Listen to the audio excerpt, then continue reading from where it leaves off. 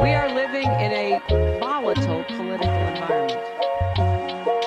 You could put half of Trump supporters into what I call the basket of deplorable. Come on, man. If the Trump administration approves a vaccine before or after the election, should Americans take it, and would you take it? If the public health professionals, if Dr. Fauci, if the doctors tell us that we should take it, I'll be the first in line to take it. Absolutely. But if Donald Trump tells us that we should take it, I'm not taking it. Come on, man. And if you have a problem figuring out whether you're for me or Trump, then you ain't black. It was a debate.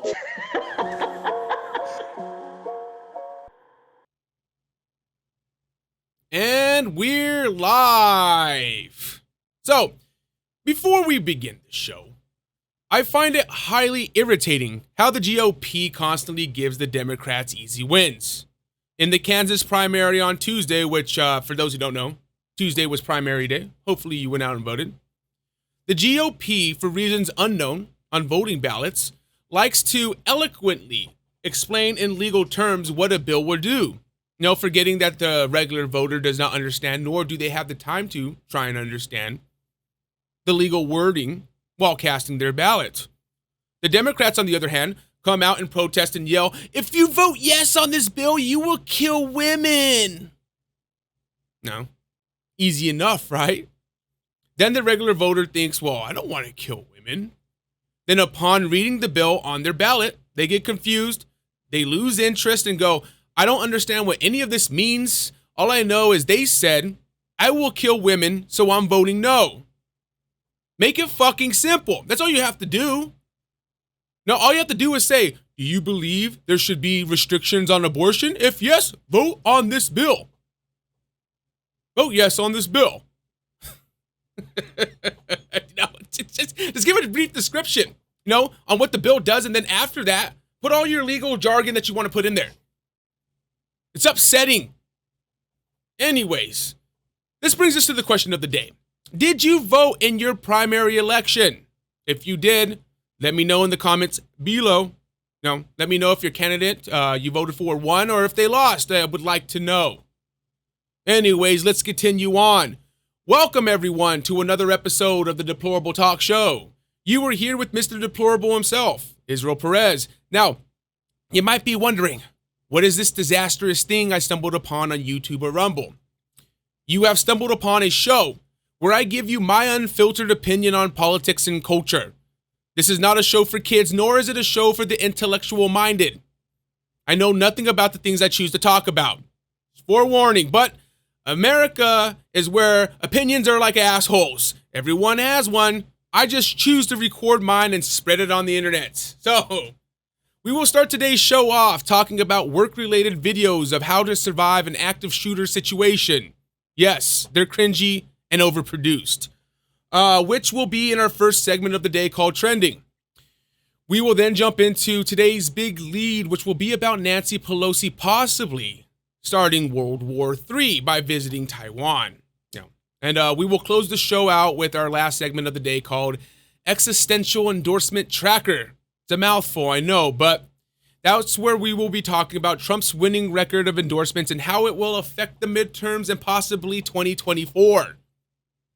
But before we get into our first segment of the day, I don't know any other way to bring this in other than this happened in New York City.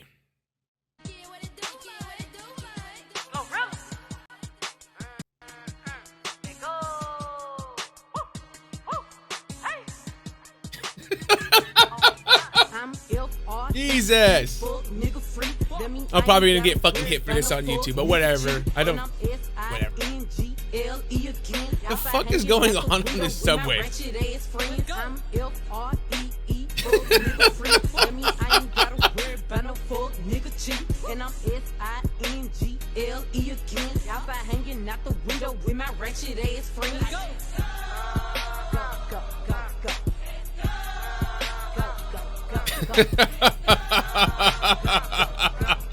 Jesus.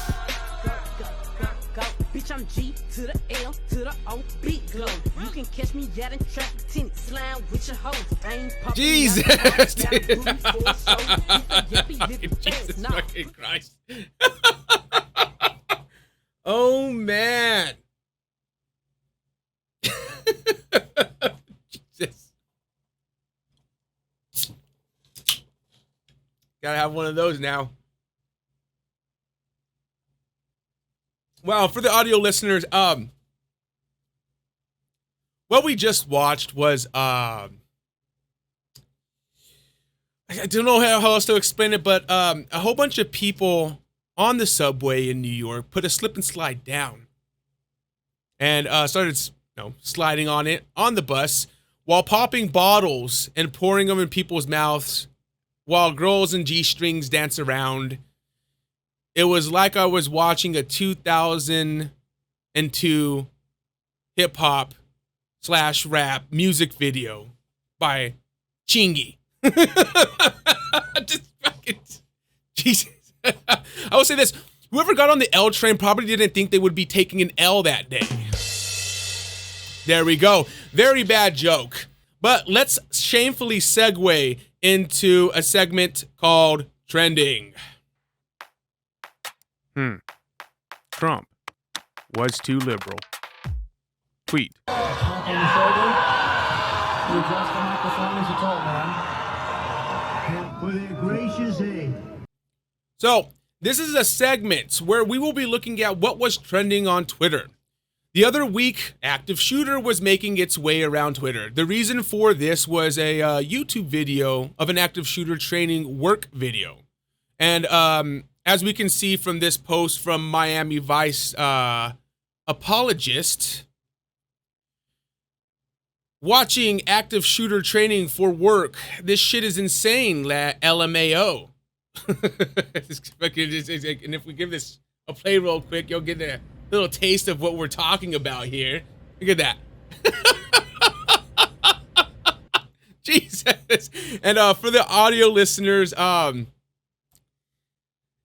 it's a very overproduced video of a man walking in, pulling out his shotgun and starts fucking blasting people in the lobby of a bank. What it looks like, I don't know. It's pretty fucking insane if you ask me. But it was this Miami Vice thread that sparked discord among those who, like me, were baffled as to why this video needed to be as intense as it is, and the absurdity of the work training videos and PowerPoints circulating around on YouTube. No. And here's some posts within the thread. So, Miami Vice adds to his thread. They did a freeze frame on this. Lol. No, I'll say this. At that point in that picture, you're just dead. No matter how hard you hit him, there's a thing called spray and pray. So, I don't think you're going to survive. Just saying. Just saying. And here's another post from Matt, who posted a pic of his work training video. This was mine. Lol. Homie was going to give the old fisticuffs.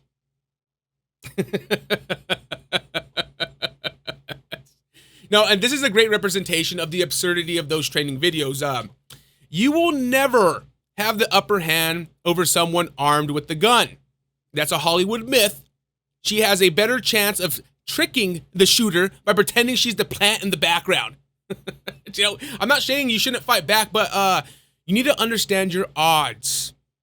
You're probably not going to make it. Jesus. And here's a post from Duncan about how his work handles an active shooter training.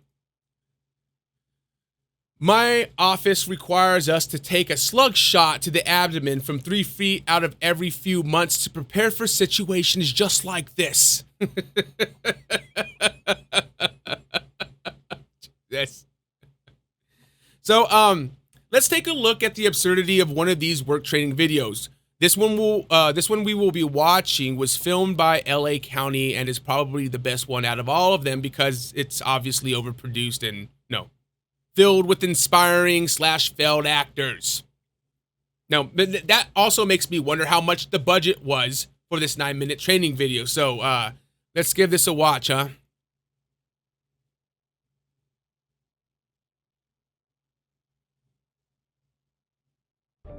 Morning that began like any other turned tragic today when an employee opened fire on his supervisor and fellow coworkers.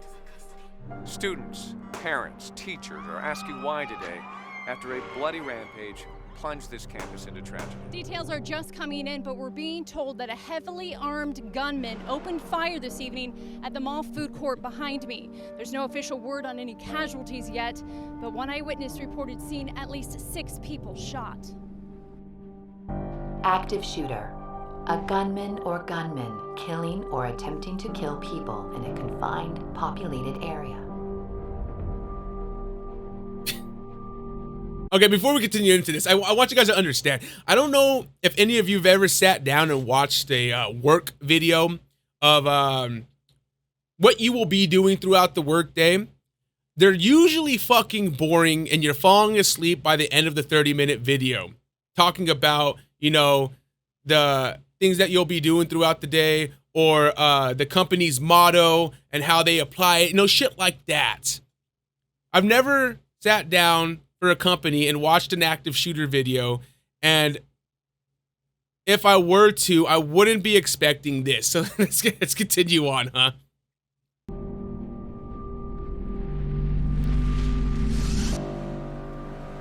You gotta get some sleep. You're looking like a vampire. You sleep. You ain't got no babies at home keeping you up. What the hell? Sim again. We've tried. I'm sorry. We're gonna have to let you go. Active shooter killings are a tragic, unpredictable Look reality, at all that blood! and one that's becoming more common. What the fuck, dude? Since 2006, nobody has that the good of a US name has either. averaged an active shooter event You would have missed with all of it. 4 or more deaths every 2.9 months. Even though the number of active shooter events has been increasing, your odds of being involved in one are still very slim. But just like fire drills and earthquake preparedness, making a plan in advance can make all the difference. Yeah, but lizards live in tanks. I mean, it's probably fine. If you do find yourself in the middle of a senseless attack, the why doesn't matter. Hey. Hey, buddy. Oh, Jesus. What matters is surviving. On average, 20 mass shootings take place in the U.S. every year. It's fucking absurd, man, but hey. Killers usually choose their victims at random. They look for easy targets. So the harder you are to see or to hit, the safer you are. Jesus. When an attack starts, if you can find a way out of the location, do so. Get out. If you stay calm and think clearly, even in the middle of a life and death event, you improve your chances of making it out. Visualize your movements in advance. What are we gonna do? Look at me, look at me. I can get us out. Stay behind me. Stay now. Use cover, something that will stop a bullet, and concealment, something that at least keeps you out of sight. Attention South LA units, code 3 response needed regarding a 245 DSV 417. This will be at the Town Center shopping mall. Suspects wearing a face mask, possible body armor. Use any available means to get out, including emergency exits or windows. Most restaurants and retail locations will also have exits in the back, through kitchens or stock rooms. Jesus. Jesus Christ. Even in the best cases, police are minutes, not seconds away. You must take action to protect yourself.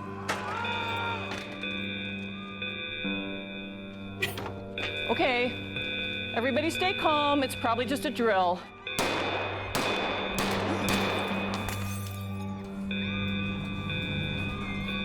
No, go back, go back. Jesus. Hold on. I like how it went from a workplace shooting to a school shooting now. No, I just noticed that right now. It's just like it just went. We were looking at a workplace shooting, and now we're in a school shooting. It's like, Jesus.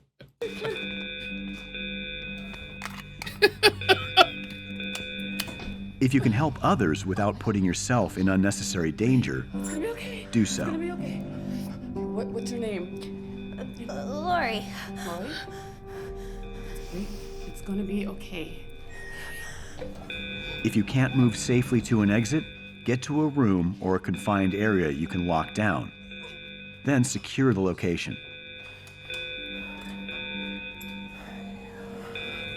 That motherfucker's not gonna be waiting for the elevator. Get out of here.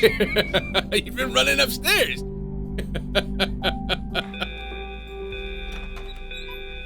Oh my God. There's somebody shooting. Everybody stay calm. Remember how we train. Everybody get in this corner, away from the windows. Get the emergency bag from my desk. Help her. Drywall won't stop a bullet, but there are steps to take to stay safe. Lock or barricade the doors, turn off the lights, move away from any windows, and silence your cell phone. The other door doesn't lock. Move desks or anything, just block it. A modern emergency bag can include a first aid kit, gloves, emergency plans for the building, and casualty cards to alert first responders to any wounded victims.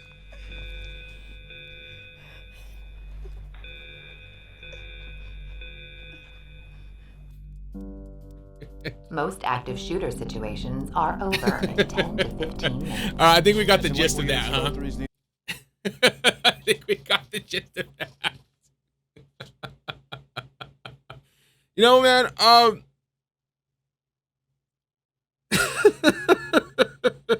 Jesus. No, for the life of me, I don't understand why it's so heavily produced. You know? It kind of takes away from the seriousness of what they're trying to convey there. You know? I mean, you can definitely tell it was filmed in LA. Everybody's trying way too damn hard. Anyways, that concludes the segment Trending. Trump was too liberal. Tweet. Tap on the shoulder. You adjust the microphone as you talk, man. With your gracious aid. So this brings us to the big lead for today. Flying Miss Pelosi. That should be the name of the documentary they make in 20 years about the catalyst event that started World War III. And for those who don't know, Nancy Pelosi got a wild hair up her ass and decided to take a Oriental tour. And I don't know if you can still use the word Oriental, but I'm just using the vocabulary of Nancy's generation. So, according to NPR, Pelosi said in a statement, she is leading a congressional delegation to Singapore, Malaysia, South Korea, and Japan to discuss trade in COVID-19 pandemic, climate change, security, and democratic governance. So at the time of this article, July 31st, Nancy had not yet confirmed publicly that she was going to Taiwan. But that didn't stop the Chinese Communist Party from making a preemptive phone call to former Vice President Biden on Thursday, July 28th. And when I say preemptive, I mean threatening phone call. Reuter writes, "Don't play with fire over Taiwan. China's Xi warns in call with Biden." Scroll down here a little bit. Chinese leader Xi Jinping warned against playing with fire over Taiwan in a call with U.S. President Joe Biden on Thursday, highlighting Beijing's concern about a possible visit to the Chinese-claimed island by U.S. House Speaker Nancy Pelosi. "Those who play with fire will perish by it." China's foreign minister quoted Xi as telling Biden in their fifth call as leaders. Quote, "It is hoped that the U.S. will be clear-eyed about this." Xi said Washington should abide by the one China principle, and stressed that China firmly opposed Taiwan's independence and outside interference. Biden told Xi U.S. policy on Taiwan had not changed and that Washington strongly opposes unilateral efforts to change the status quo of undermining peace and stability across the Taiwan Strait, the White House said. So you would think after that phone call, Biden being the leader of the strongest world power, would have said, fuck those commie bastards. We don't bow down to threats from terrorists, nor do we bow down from threats from authoritarian Chaicoms. You think he would have said that? Nancy's going to Taiwan. That's not what happened, though. Before the phone call on July 20th, according to NBC, Biden said to reporters, the U.S. military officials believe it's not a good idea for House Speaker Nancy Pelosi to visit Taiwan at the moment. Well, the Financial Times reported, the White House is extremely concerned that her visit could spark a crisis across the Taiwan Strait. Biden has sent top officials, including National Security Advisor Jake Sullivan, to explain the risk, but that has been complicated by the fact that Congress is independent and he has no formal power to block her visit. So, they were already on the fence about visiting Taiwan to begin with. So, several days after that phone call, the Biden administration was so worried that they had John Kirby, who was the press secretary of the Department of Defense, come out and make a public announcement to show China that they are not kidding when they say President Biden has no jurisdiction to stop Nancy Pelosi from visiting Taiwan. And here's a clip. I want to reaffirm that the Speaker has not confirmed any travel plans, and it is for the Speaker to do so and her staff. So we won't be commenting or speculating about the stops on her trip. We have been clear from the very beginning that she will make her own decisions and that Congress is an independent branch of government. Our Constitution embeds a separation of powers. This is well known to the PRC, given our more than 4 decades of diplomatic relations. The Speaker has the right to visit Taiwan, and the Speaker of the House has visited Taiwan before without incident, as have many members of Congress, including this year. Now, the world has seen the United States government be very clear that nothing has changed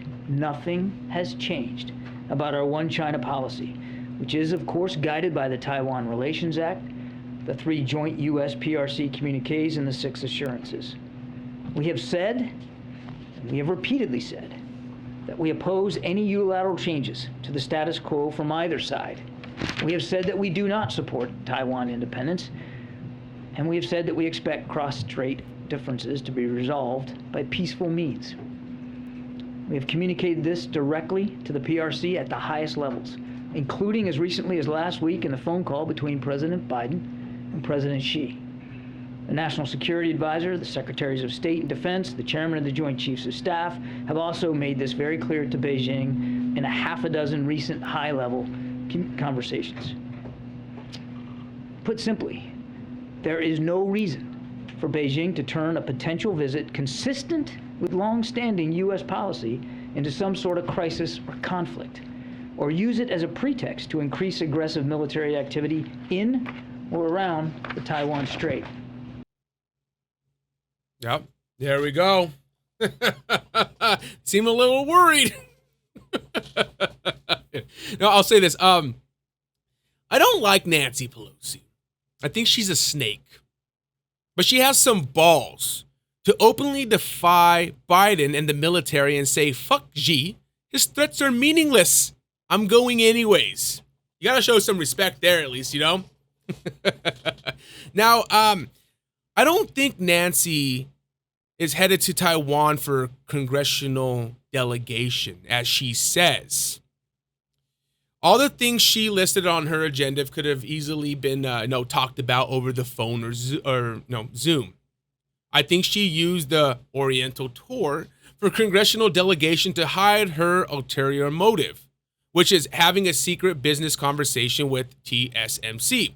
The kind of conversation you don't want to have over the phone, the kind of conversation, you do in person behind closed doors. And for those who don't know, the TSMC is Taiwan's biggest semiconductor manufacturer, and they are about to build a brand new chip plant here in the U.S. We just passed the Chips and Science Act, which will provide domestic semiconductor manufacturers with $52 billion in subsidies. Biden will be signing that act in this coming week. Is it coincidence? Anyways, conspiracy theories aside, people, China is not happy. The day before Nancy was to arrive in Taiwan, China started releasing videos of missile strikes. Now, and the Daily Mail writes, "Let her go to Taiwan, but pray for her. China's state media sends grim warning to Senator Nancy Pelosi, and Red Army releases video of missile strikes ahead of trip tomorrow night, as Taipei says prepare for war and cancels military leave."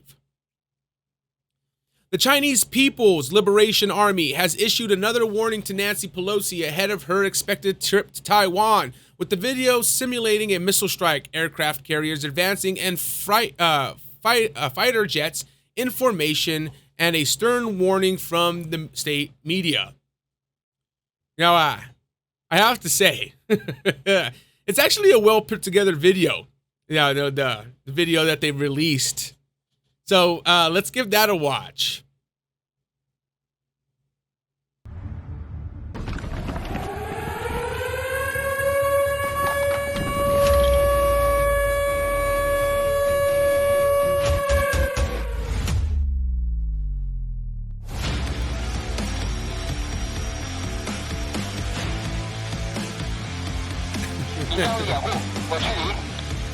Pretty dope music too, man. I'll say this. The Chinese know how to spread propaganda, and they know how to do propaganda well. This makes me want to go join the army.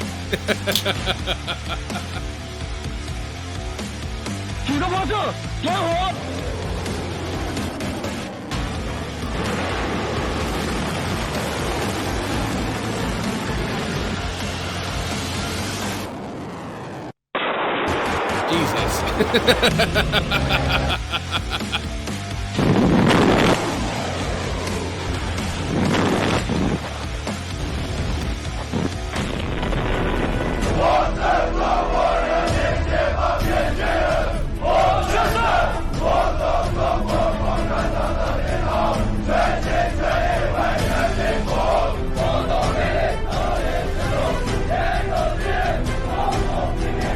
Okay, I think we're done there. I think we're done there. I think we got the gist of it, huh? Not bad, Chi-Coms. Not bad.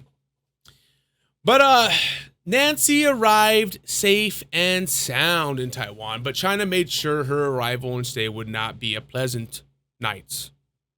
Before she touched down, there were reports of a bomb threat, as reported by Newsweek. Nancy Pelosi bomb threat at Taiwan airport sparks investigation. And not too long after Nancy landing, the Chinese sent 21 warplanes into Taiwan's airspace. Some would say that's considered an invasion, but Business Insider writes, 21 Chinese warplanes, including more aircraft, to get rid of that, flew through Taiwan's air defense zone on the day of Pelosi's visit.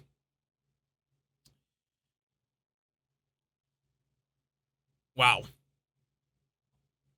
Throwing out the stops, man. If I was Nancy, I'd be like, Jesus, what did I do? What did I do? Is her visit really worth the possible consequences? That's the question, right? No, we're definitely playing with fire. Well, Nancy is, at least, at the behalf of American citizens. I'm not about bowing down to the Chi-Coms, but I do think there's a more tactful way of upsetting them, without popping off World War III. Just saying. But some might have differing opinions, but fortunately, Nancy didn't become Americans' Franz Ferdinand, which a lot of people thought. Tim Pool was talking about it when this was going on, saying that she could very well become the Franz Ferdinand that starts off World War III. And for those who don't know, Franz Ferdinand was the man who died that started off World War I. But after her stay in Taiwan, she headed to her last stop, which was Japan, and is now back in the U.S. And this brings me back to my initial question. was her surprise visit to Taiwan after Biden and military leaders warned her it was a bad idea worth the consequences. Well, I would say no. Mirror writes, Russia vows to fight for China if it goes to war with Taiwan, sparking World War III fears. A senior Russian senator has said Russia will come to China's aid if there is an escalation with the U.S. over Taiwan. Vladimir, don't know how to say his last name, hopes the two countries can help each other militarily. Not good. You see what's been going on in Ukraine and what Biden, started doing with tariffs on their economy to drive it down. Drove them straight into China's arms. People they don't ideally click with, they are willing to help out now. Even if that means that they might get betrayed in the long run, it's probably better to side with your enemy to fight a greater enemy and then deal with the consequences later. That's what Russia's thinking here. And it's not a good thing.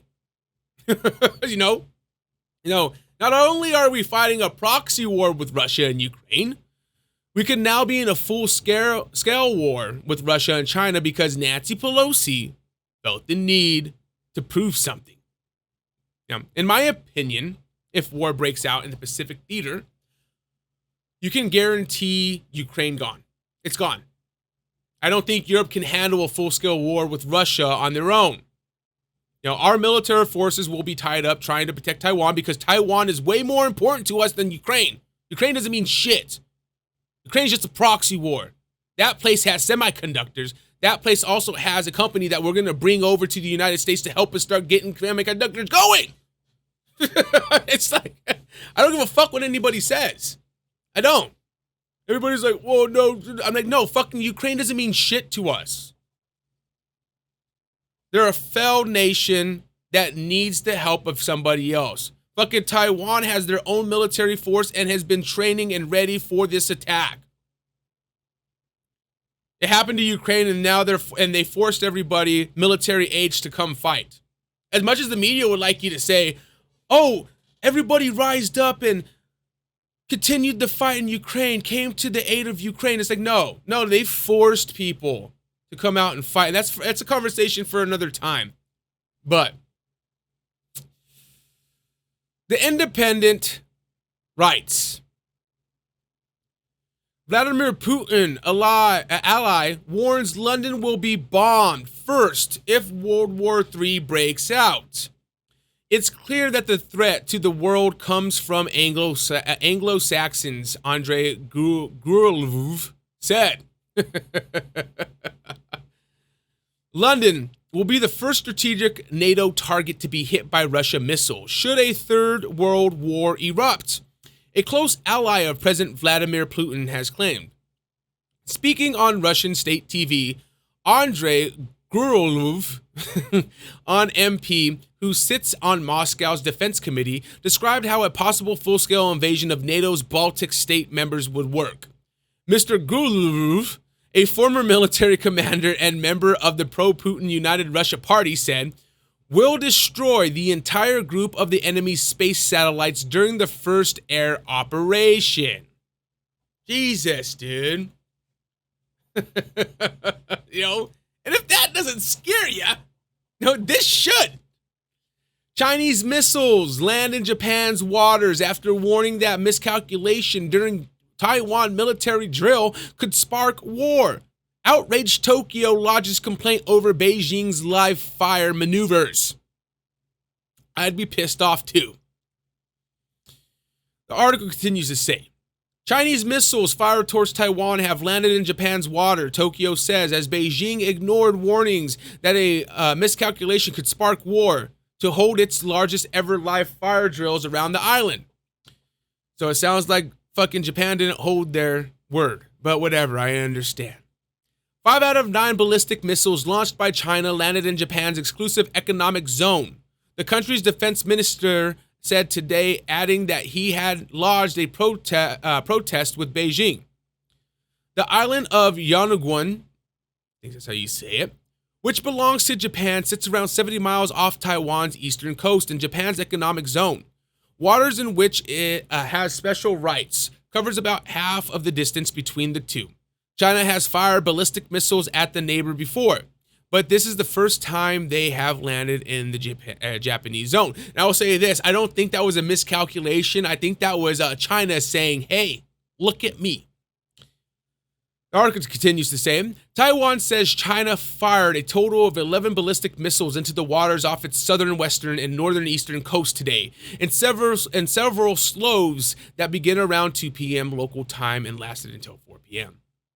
Beijing also scrambled fighter jets and sent some of its most up-to-date warships to surround the island in what state media said is a rehearsal for an invasion. The drills are due to last until Sunday and are due to including long-range bombers and hypersonic missiles. China's 2 aircraft carriers are also holding position nearby. American forces, including the USS Ronald Reagan aircraft carrier, which is forward deployed with the Pacific Fleet, are thought to be lurking nearby, while missile tracking spy planes have been sent to watch over the drills. Xi Jinping announced that exercises using U.S. House Speaker Nancy Pelosi's trip to the island, which took place from Tuesday and Wednesday, as an excuse. She is the most senior politician to visit since Newt Gingrich in 1997, but her trip came shortly after the Senate delegation first visit drew no response. So, here's the thing, man. China should be worried.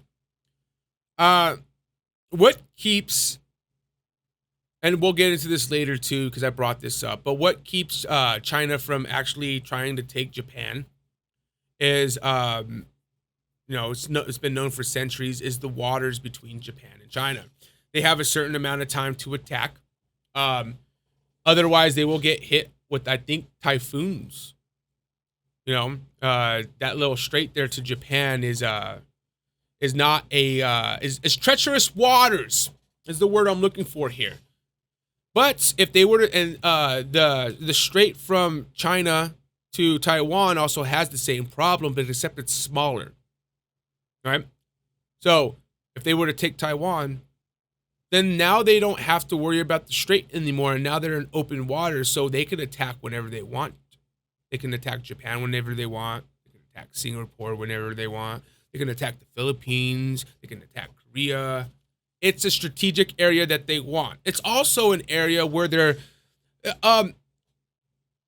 the Western ideology is also thriving. And China can't have that. China can't have the Western ideology thriving. They need communism to be the ultimate power and run by China. Oh, I hate China, by the way, guys. I don't hate the Chinese people. I just hate the Chinese communists, the Chi-coms. Anyways, here are some clips of China launching the missiles talked about in the article. And this is a tweet from Tala. Missile launches by Chinese ship during exercises near Taiwan this afternoon. Let's give it a watch. Jesus. Look at that, man. That's insane. That's scary. That's scary as fuck. And here's another tweet of beachgoers in China seeing a missile take off from a nearby hill.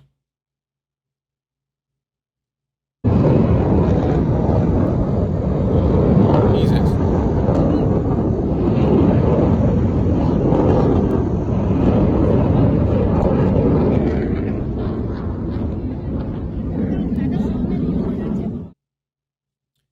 Insane, huh? Yeah, that's something I don't want to see ever in my life, man.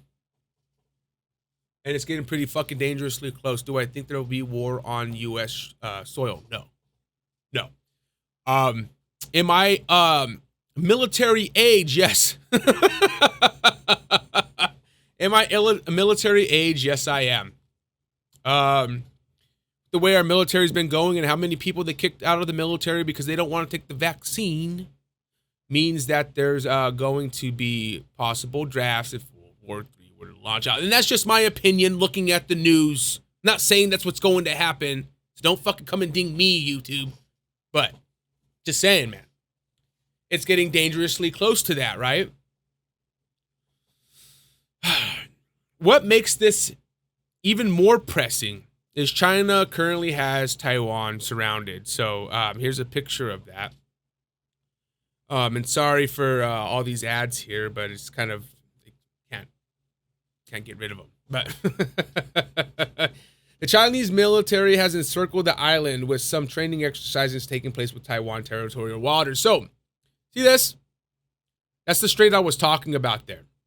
That's the easiest way for them to get Taiwan. They're only going to be able to take Taiwan is if they have an amphibian attack, which would probably be these beaches. And I guess they've been dredging the sand to get ready on their beaches. On Taiwan's beaches, they've been dredging the sand so that way they could come in with an amphibian attack. So that way they can get the boats landed and they're there on the shore and they don't get stuck. Look at that, dude. And you see, and that's how close the Japanese economic zone is as well. And for the audio listeners, sorry, sometimes I forget about you guys, man. What it is just this is a picture of Taiwan where you have where the coastline is adjacent to Taiwan's coastline by Taipei. And then on the other side of Taiwan, you have the Japanese economic zone, which is not very far at all. And then you have 1, 2, 3, 4, 5, 6 boats surrounding Taiwan in a military exercise. And I have quotation marks above my head here.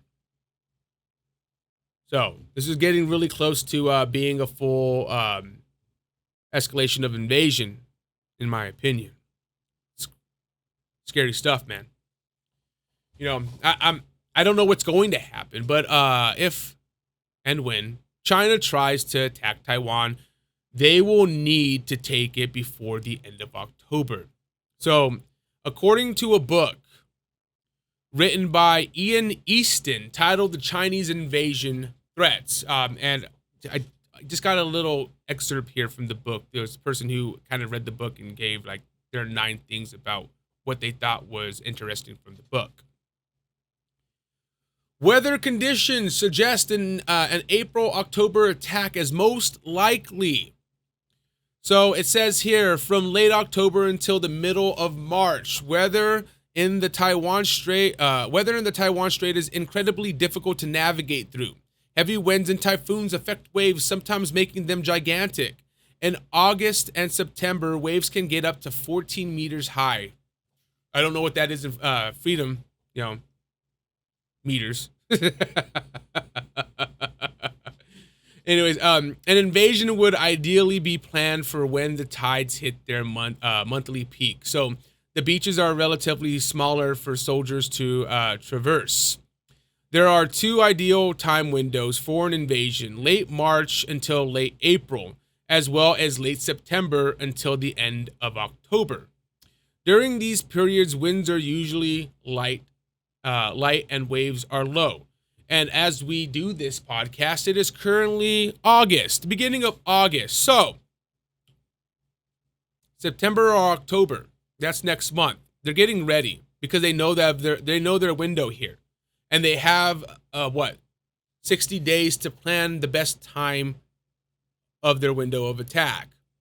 And it'll probably be middle of September, because that means that if they need to send additional forces because they weren't able to take the island right away, they can.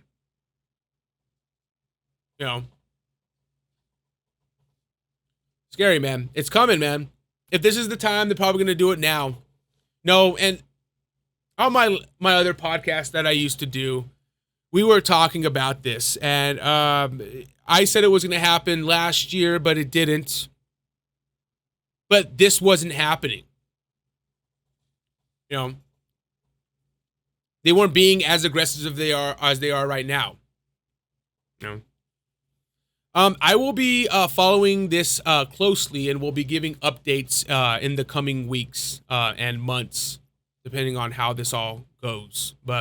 And that ends the big lead segments. So let's move on to the final segment of the day and discuss the existential threat to our democracy. As Democrats see it, Trump-backed candidates pulling W's in the polls is a threat to our nation. It is so threatening to them that many news outlets made dedicated pages for Trump endorsement trackers. I find it hilarious. So hilarious that I'm going to make a segment out of it. This brings us to a segment called Existential Endorsement Tacker. Well, the Pope believes in global warming. You do know that, right? Hey, in this room, it's so hot in here, maybe I'll start to believe it myself. Trump's a funny man. At least I think so. Another primary day has come and gone. And just like every other one since March 1st, it has been controversial and eye-opening for the Democratic Party.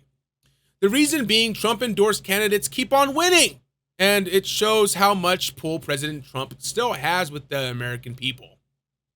Before we bring up the chart, 2 Washington districts are still pending, 3rd and 4th. As of recording this, Joe Kent from the 3rd district is trailing Butler by 1,668 votes.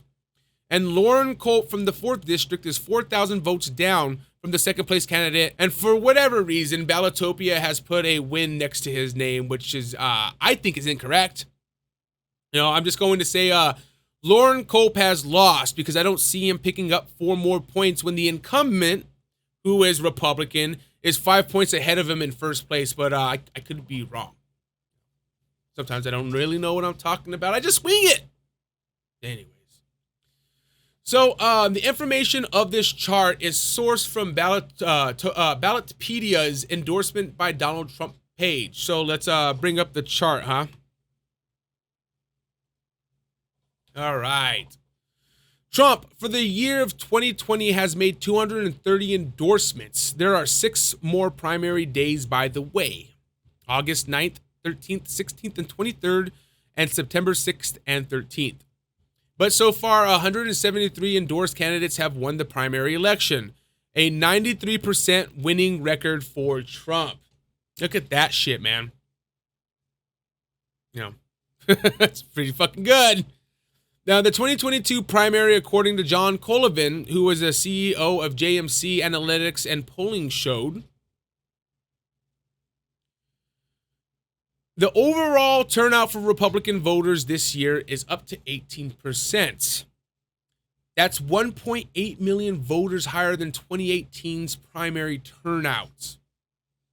Insane. You know, with Trump having a success rate of 93% alongside an 18% uptick in Republican voters, you know, Trump is looking like he will pull a W in the presidential primaries in 2024. But no, I could be wrong. I don't know. Anyways, let's get back to the chart here, huh? So let's break this down by gubernatorial, Senate, and House. Let's bring up the gubernatorial. So Trump endorsed 20 gubernatorial candidates. 14 have won, 3 have lost, and there are 3 more pending. So that puts him at an 82% win rate so far. Let's look at the Senate. So Trump endorsed 19 Senate candidates. 15 have won, 0 have lost, and there is 4 more pending. So that's a 100% win rate so far. If he fucking loses the next 4, I don't care. It still probably keeps him at a 90%. Not bad. Now, let's look at the House. And I'm going to hide my camera here just because I get in the way of it. But Trump endorsed 138 House candidates. 4 of those candidates will participate in primary runs on midterm day, November 8th, because of cancellation of their primaries. But 14 have won, 4 have lost, and there are 20 more pending. That is a 96% win rate so far.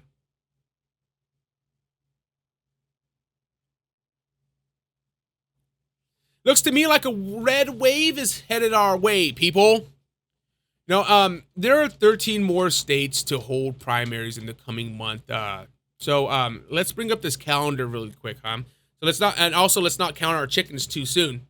But if we bring up this calendar, as we can see, Connecticut, Minnesota, Vermont, and Wisconsin are on August 9th. August 13th, Hawaii will be holding their primary. August 16th will be Alaska and Wyoming.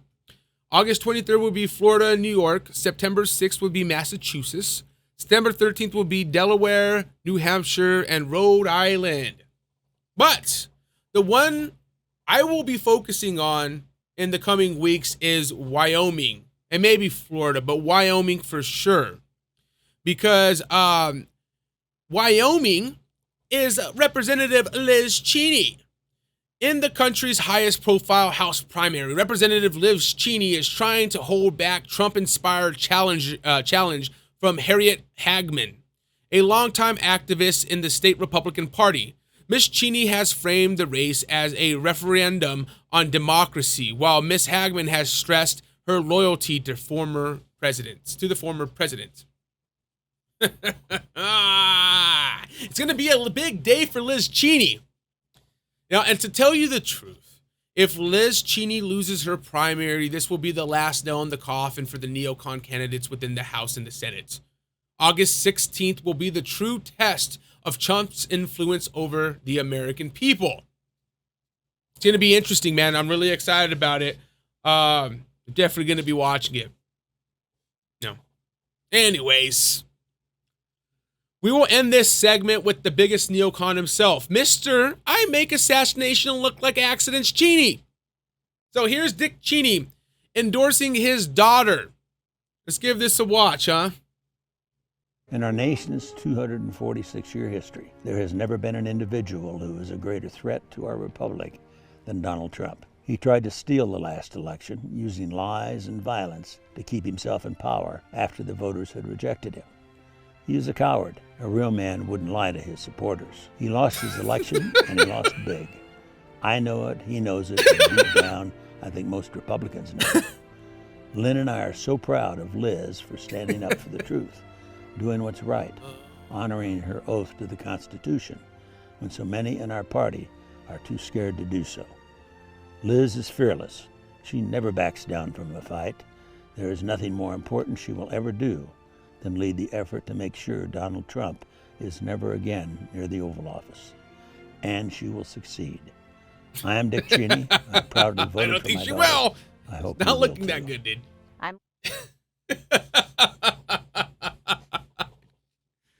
He said he's a coward. A real man would not lie to his supporters. Can someone hold a mirror up in front of his face? No, he's one to talk. That man has committed crimes against humanity. Him and Bush were convicted of war crimes. I don't want to fucking hear it. Get the fuck out of here. Get Liz Cheney out of here too. Do the right thing, Wyoming. Get Liz Cheney the fuck out of here, man. I'm done seeing her. I'm done with this goddamn Jan 6 committee thing.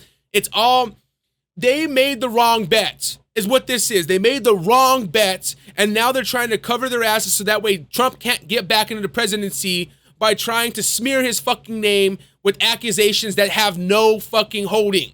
That's what they're doing. Get her the fuck out of there. Anyways, that ends the show, guys. Thank you for watching. If you enjoyed the show, please hit the like button and definitely subscribe. If you do subscribe, make sure to ring the bell. I upload episodes weekly, and I wouldn't want you to miss out. Audio listeners, you can subscribe too. Thank you for listening. But hey, you know you want to watch the videos we played. You can watch the Deplorable Talk Show on YouTube, Rumble, and Facebook. You can listen to the Deplorable Talk Show on Spotify, Apple, Google, and Stitcher. There we go. You can find links in the descriptions, or you can head to the deplorableent.com. That is the general hub for all things deplorable. Take care, guys. See you next episode.